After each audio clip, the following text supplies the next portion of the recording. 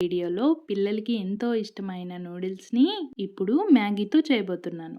పిల్లలు నూడిల్స్ కావాలి అని మారం చేసినప్పుడు బయట ఫుడ్ హెల్త్‌కి అంత మంచిది కాదు కాబట్టి ఇంట్లోనే మ్యాగీతో నూడిల్స్‌ని చేసి పెట్టండి. పిల్లలనే కాదండి పెద్దవాళ్ళు కూడా ఇష్టంగా తింటారు. ఇంకా ఆలస్యం చేయకుండా వీడియోలోకి వెళ్ళిపోదామా? ముందుగా స్టవ్ పైన ఒక గిన్నెని పెట్టుకొని అందులో 2 గ్లాసుల వాటర్‌ని వేసుకోవాలి. అందులో రూ. 10 ఎప్పి ప్యాకెట్స్ ఉంటాయి కదా! అవి 4 ప్యాకెట్స్ దాకా తీసుకొని సగానికి తుంచి ఇందులో వేసుకోవాలి.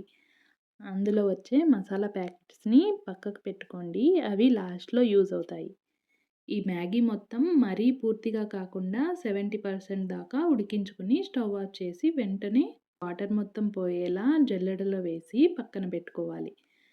ఇవి పూర్తిగా ఉడికిపోతే ముద్దలాగా అయిపోతుందండి. అలా కాకుండా జాగ్రత్తగా చూసి 70% మాత్రమే ఉడికించుకోవాలి. తర్వాత పక్కన స్టవ్ పైన ఇంకొక ప్యాన్‌ని పెట్టుకొని అందులో 2 టేబుల్ స్పూన్ల ఆయిల్‌ని వేసుకోవాలి. అందులోనే 3 కోడిగుడ్లను పగలగొట్టి అందులో వేసుకోండి. దానిపైన అర టీ స్పూన్ కారం వేసుకోవాలండి. అందులోనే అర టీ స్పూన్ సాల్ట్‌ని కూడా ఇందులో వేసి ఇలా వీడియోలో చూపించే విధంగా చిన్న చిన్న ముక్కలుగా అయ్యేంత వరకు కలుపుకొని మళ్ళీ అందులో పావు టీ స్పూన్ కారం వేసుకొని ఒకసారి బాగా కలిపి ఒక ప్లేట్‌లో తీసుకొని పక్కన పెట్టుకోవాలి. అదే ప్యాన్‌లో మరో 2 టేబుల్ స్పూన్ల ఆయిల్‌ని వేసి ఆయిల్ బాగా హీట్ అయిన తర్వాత అందులో ఒక మీడియం సైజ్ ఉల్లిపాయని ఇందులో వేసి బాగా గోల్డెన్ బ్రౌన్ కలర్ వచ్చేంత వరకు ఫ్రై చేసుకోవాలి. తర్వాత ఒక టీ స్పూన్ అల్లం వెల్లుల్లి పేస్ట్ వేసుకుని పచ్చివాసన మొత్తం పోయేంత వరకు ఫ్రై చేసుకోవాలి.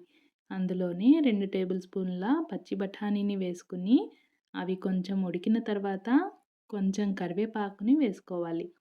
ఫ్రై చేసుకున్న కోడిగుడ్లని కూడా ఇందులో వేసుకుని ఒకసారి కలుపుకోవాలండి. అలాగే మనం ఉడికించి పెట్టుకున్న మ్యాగీని కూడా ఇందులో వేసుకోవాలి. చూశారు కదా ఎంత పొడి పొడిగా వచ్చిందో. తర్వాత ఎప్పీలోని మసాలా ప్యాకెట్స్‌ని కూడా ఇందులో వేసుకోవాలి. అందులోనే అర టీ స్పూన్ ఉప్పు, కొంచెం కొత్తిమీర, కొంచెం పుదీనా వేసి బాగా మిక్స్ చేసుకోవాలి. పెద్దవాళ్ళు తినేటట్లయితే ఇందులో కొంచెం గరం మసాలా, కొంచెం చికెన్ మసాలాని కూడా వేసుకోవచ్చండి. అలాగే లాస్ట్‌లో కొంచెం కారం వేసి ఇంకొకసారి మిక్స్ చేసుకోవాలి. లాస్ట్‌లో ఇంకొంచెం పుదీనా వేసుకొని స్టవ్ ఆఫ్ చేసేయండి.